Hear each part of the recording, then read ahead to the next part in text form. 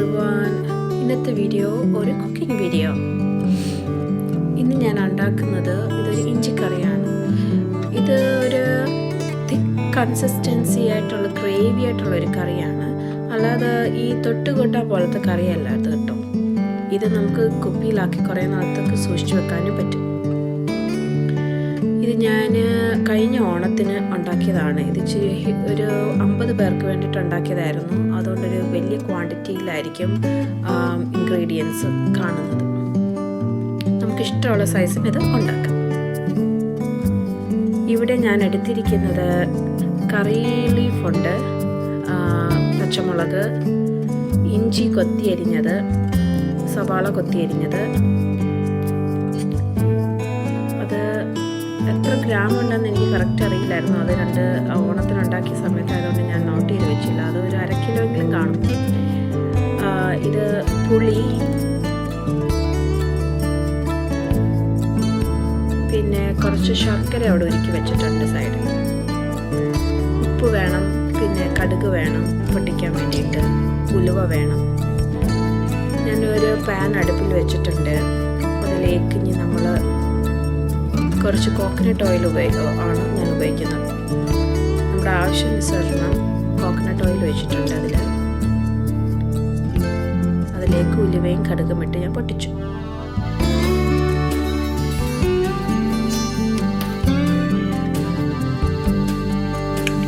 ഇനി നമുക്ക് എടുത്ത് വെച്ചിരിക്കുന്ന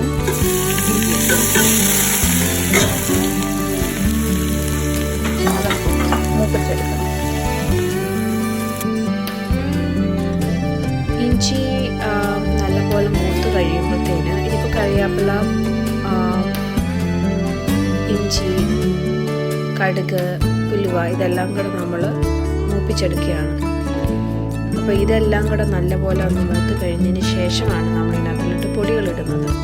മഞ്ഞൾപ്പൊടിയും മുളക് പൊടിയും മാത്രമാണ് ഞാൻ അതിൽ പൊടികളായിട്ട് ഉപയോഗിക്കുന്നത്. ഉപ്പുണ്ടേ, സോ അത് നല്ലപോലെ മൂക്കട്ടെ. അത് മൂത്ത് തുടങ്ങിയിട്ടുണ്ട്.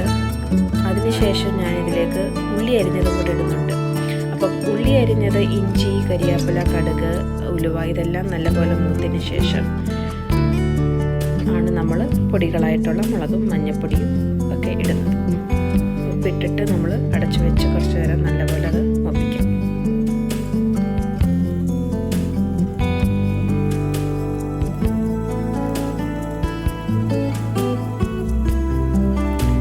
ഇപ്പം ഞാൻ ഇതിലേക്ക് കുറച്ച് പച്ചമുളകും കൂടി ഇട്ടിട്ടുണ്ട്, എരിവിനനുസരിച്ചിട്ട്.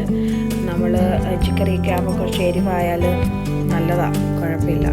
സോ നമ്മുടെ ആവശ്യത്തിനനുസരിച്ച്, അതായത് ക്വാണ്ടിറ്റി, ഇഞ്ചിയുടെ ക്വാണ്ടിറ്റി അനുസരിച്ച് നമുക്ക് അതിലൊക്കെ പച്ചമുളക് ഇടണം.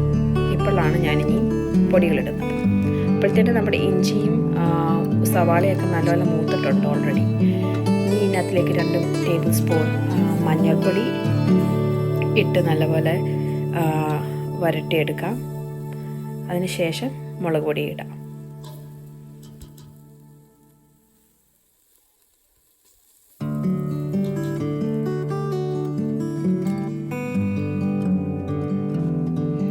ഇനി നമുക്കിതിലേക്ക് ഒരു 3 ടേബിൾ സ്പൂൺ മുളക് പൊടിയും കൂടെ ഇടാം. ഇത് ഞാൻ കശ്മീരി മുളക് പൊടിയാണ് ഉപയോഗിച്ചേക്കുന്നത്. കളറുമുണ്ട്, എന്നാൽ ആവശ്യത്തിന് എരിവുണ്ട് കേട്ടോ.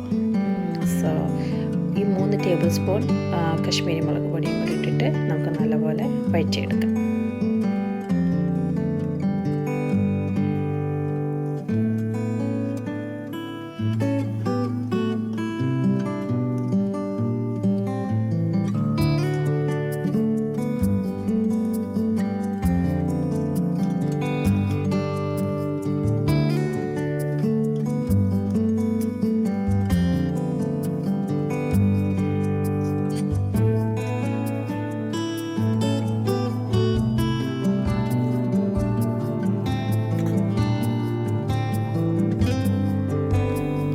നമ്മൾ ഒരു ലോ ഫ്ലെയിമിലായിട്ട് ഇത് അടച്ച് വെച്ചിട്ട് വേവിക്കണം. അപ്പോൾ അടച്ച് വെക്കുമ്പോൾ അടിക്ക് പിടിക്കാതിരിക്കാൻ വേണ്ടി 1 കപ്പ് തിളച്ച വെള്ളം ഞാൻ ഒഴിച്ചിട്ടുണ്ട്.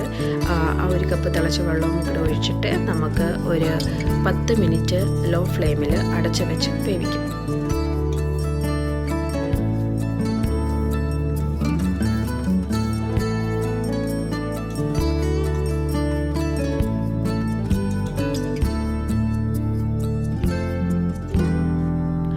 10 മിനിറ്റ് അത് അടഞ്ഞിരുന്ന് വേകുന്ന സമയം കൊണ്ട് നമുക്ക് കുറച്ച് പുളിവെള്ളം വേണം. അപ്പോൾ ഇഞ്ചിക്കറിക്ക് പുളിവെള്ളം വേണം. അതിനായിട്ട് ഞാൻ കുറച്ച് നേരത്തെ ഇൻഗ്രീഡിയൻസ് കാണിച്ച പുളി നമ്മൾ വെള്ളത്തിലിട്ട് പിഴിഞ്ഞ് അതും കൂടെ ചേർത്ത് 10 മിനിറ്റിന് ശേഷം ഇതിനകത്ത് ഒഴിച്ചിട്ട് വീണ്ടും അടച്ചു വെച്ച് നമുക്ക് ഒരു 5 മിനിറ്റും കൂടെ വേവിക്കാം.